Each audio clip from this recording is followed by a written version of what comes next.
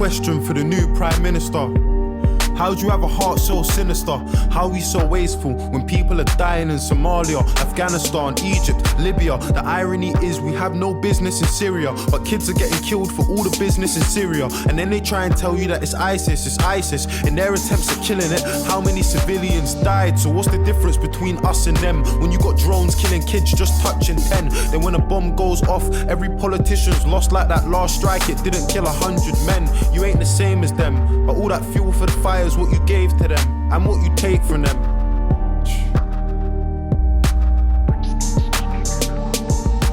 All my life I know my mum's been working, in and out of nursing, struggling, hurting. I just find it fucked that the government is struggling to care for a person that cares for a person. So where's the discussion on wages and budgets, how they made them redundant? When I was a young'un, the letters in her car said my mum was overdraft, but somehow I still had dinner money in my pocket. And even the little things like ordering pizza were probably the reason for overtime in the evening. 5 till 10, 6 hours of sleeping for 22 years. My mum was doing it cleaning, dreaming that her kids would have a better life, going bed at night, struggling with getting by. That's the reality for millions of people in a nation where a lot of us were looking for a second try.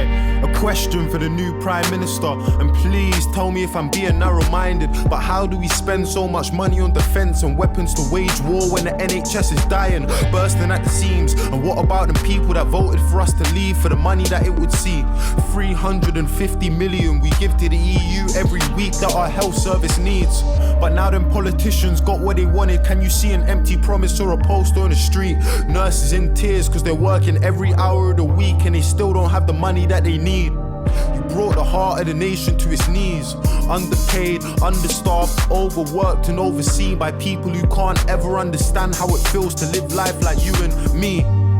Patients lying in the corridors cause doctors can't even find a bed for them to sleep. I remember A&E and all them sickening screams of a little girl waiting for a surgeon to be seen. Privatised healthcare, guns for police, increased uni fees. Is this what they're selling us? Or let me remind you, just in case you've forgotten, that we live in Great Britain, not in Donald Trump's America. Speaking of America, stating the president, with all due respect, I've got something to say to them. I just find it funny you can't give a hand to Palestine, but you can trade whole arms with Saudi Arabia.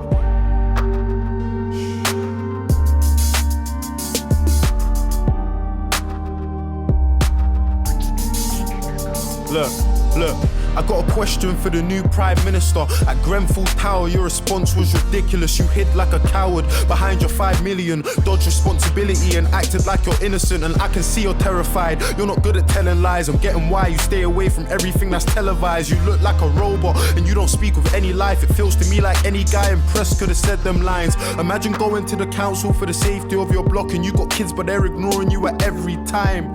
Everyone who knew about that cladding should really be going prison under rule of joint enterprise. But if it ain't a little kid with a knife, I bet that judge is going easy when he's giving him time. They don't deserve to be free. Any builder MP that knew about the conditions but did it to save cheese. When I listened to the things that the residents had seen, I was so shocked I couldn't even speak.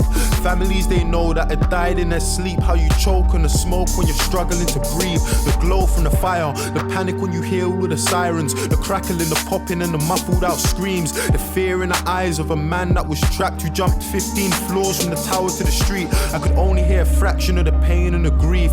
Closing my eyes, trying hard not to cry at the joy and relief in the face of a man when a woman from the flat said his neighbour was alive. No help from the council in keeping any list or the people that survived, his neighbours and peers. And for that whole meeting I could see that he was trying, so his smile was an island in a sea full of tears. Look, I got a message for our old Prime Minister, David Cameron. I mean, you fucked us, resigned and sneaked out the firing line. I wanna know how you managed it. And are you bathing in the sun while them papers have a run at the woman that you left here to handle it?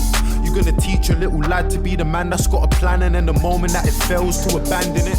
Are there bullies in his school? And when you pick him up after class, can you feel his embarrassment? I mean, you never gave a fuck about the youth, and that's the truth. There's no sympathy for you or your cabinet. I really wish I could have seen how you were scrambling when you lost the referendum that you had to win. I feel like politicians are all addicts in a big fat game, but it's lives that you gamble with. I've got a question for the leader of the Labour Party, Jeremy Corbyn. Where do you want to take the country to? Honestly, I want to put my trust in you, but you can understand why if I got trust issues. Do you really have the faith of your party? Do you really have faith in the party that will come with you? And how do you plan on keeping all the promises? Man, if I'm being honest, sir, I'm struggling to get with it. I just ain't getting it. Everybody's great until you get them into office, and then guys start forgetting things. Prove to us you're different. Don't promise me anything. Go and get justice for a Sean, Charles and Edison. And if you haven't had the thought to vote yet or protest cause you don't really see the progress, I hope you know that what they're saying is affecting us. The small steps are way better than no steps.